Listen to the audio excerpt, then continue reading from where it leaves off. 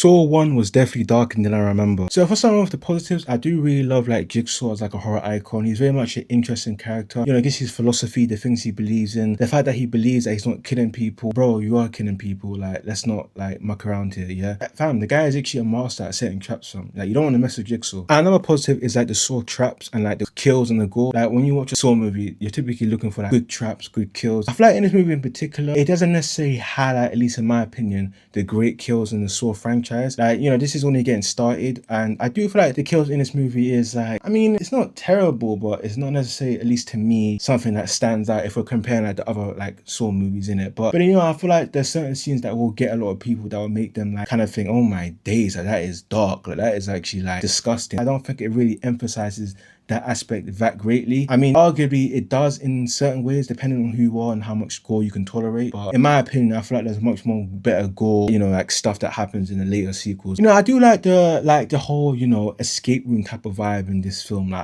I like the concept of these like characters, these two characters being trapped in like a bathroom. They got to figure out what's going on. I like that aspect. Very much a strong concept, and it's one of the most like, I guess you could say, like memorable locations in horror. But now I'm gonna get into the negatives, and there's definitely a lot of negatives for me. So when I said before that I like the concept of these two main characters being trapped in like a bathroom chained to a pipe, you know, like I said, the concept is very much interesting, it's very strong, but I do find the execution is just, it lands poorly. And I typically, because like, I just don't feel like there's enough stakes for these two characters. The movie's like an hour and something, and within like the hour and something, you know, time length or whatnot, I just don't feel like these two characters are really in a rush to try and escape, because there's not really enough pressure for these characters to be like, oh bro, like we got to get the head out of here ASAP. In my opinion, also affects the pacing, because the pacing is feel like it's dragging, because you just have these two main characters just yapping about their lives and the past mistakes, or just, you know, just same old rubbish. There's no urgency, at least in my opinion. Like, this kind of makes the scenes they have with each other in the bathroom very much like really boring and just like bland, because it just made the other scenes outside of the bathroom stuff more interesting versus the actual scenes where you have the two main characters of the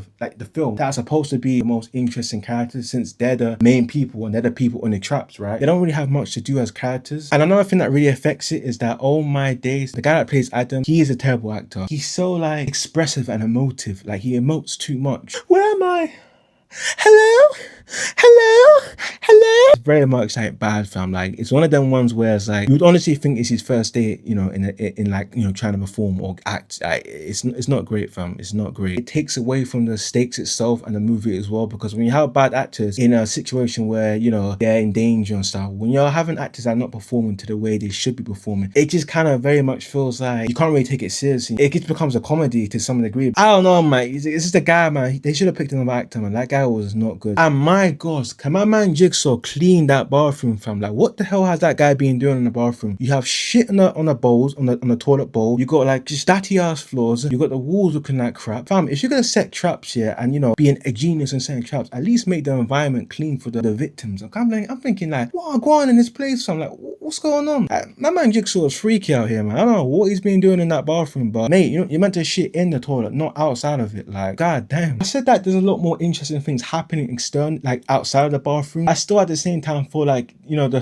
stuff that's happening outside of the bathroom scenes, it's more entertaining to some degree than the bathroom stuff, but at the same time it's still boring as well. Like, not much is really happening. And I think it's because I don't really care about any characters. I really don't. I think the only person that I can really care for in this film was the doctor that was chained to the pipe's wife and his kid. Like, I'm more rooting for her than the people who are stuck in the bathroom. I feel like the stakes for her was more severe. Yeah, it's not really fair to compare the other movies, but at the same time, I can't help it. I feel like the kills in the other movies are much more just better visually, and just they show you more in the later movies in terms of how graphic and gory it can get. Getting the gist of this movie, there wasn't that many memorable kills apart from at least this one particular one that stands out to me personally. It gets dark, and once you get to the ending act, I'm like, oh my days, like this is actually dark, and that's when you really feel the urgency between specific characters. If you're gonna have like flashbacks in a movie or even like a TV show, it best be interesting and it best be good, because if it's not, I'm just not gonna really care. And this movie, I couldn't give like a damn about the flashbacks, honestly. Anyways, if you like this video, like, comment, subscribe, comment down below. Let me know what you thought about this movie, if you hated it, if you loved it. I cover horror movies every single week, so yeah, if you like that, then subscribe in a bit, man.